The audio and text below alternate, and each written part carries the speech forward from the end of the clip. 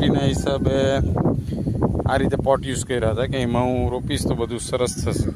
અને સ્વાભાવિક છે, સારું થતું બી છે. પોટમાં જે લગાવ્યું છે આ રીતે પ્લાસ્ટિક બેગમાં લગાવ્યું છે, આ શિયાળુ પાપડી છે, તો એ બી સરસ થાય છે.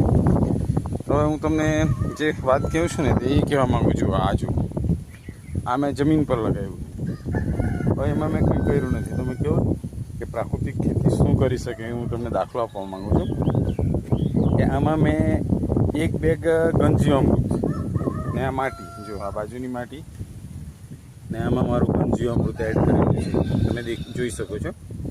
તો એ ગંજીવામૃત એડ કર્યો. આ દૂધીનો પેલો છે, તો આમાં બી મેં એક બેગ ગંજીવામૃત ને એ માટી મિક્સ કરીને લગાવ્યું છે. તો એ દૂધીનો પહેલાંનો ફેલાવો તમે જોઈ શકો.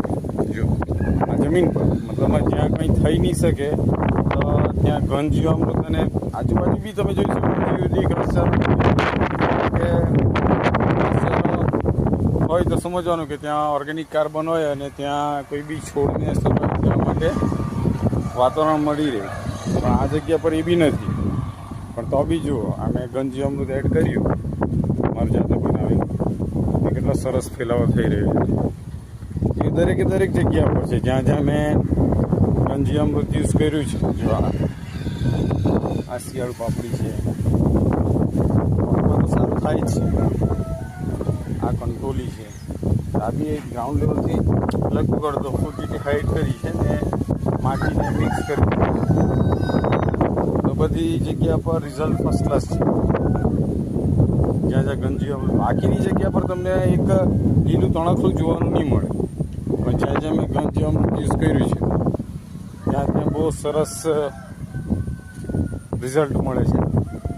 એટલે તમે બી ખારી જમીન હોય, એકદમ પડતર જમીન હોય, કાંકરાવાળી જમીન હોય, પણ આ મારું ખાતર યુઝ કરો એ એવું નહીં. એના રૂટ્સ જો રૂટ ઝોન દેખાય છે, ગ્રાઉન્ડ આ પાણીથી જે ધોવાઈ જાય તો એના રૂટ્સ ઉપર દેખાય છે.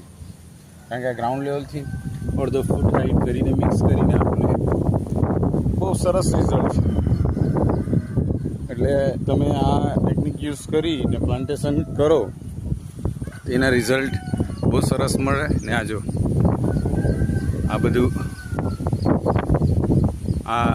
આરા બેસવા માંડ્યા છે દૂધી પર, એકની તો બહુ ઘણા બધા બેઠા છે. અમારું સવારનું કામે જ આ હોય કે પોલિનેશન બાકી રહી ગયું હોય તો પોલિનેશન પૂર્ણ કરવાનું મેન્યુઅલી. સરસ છે ને.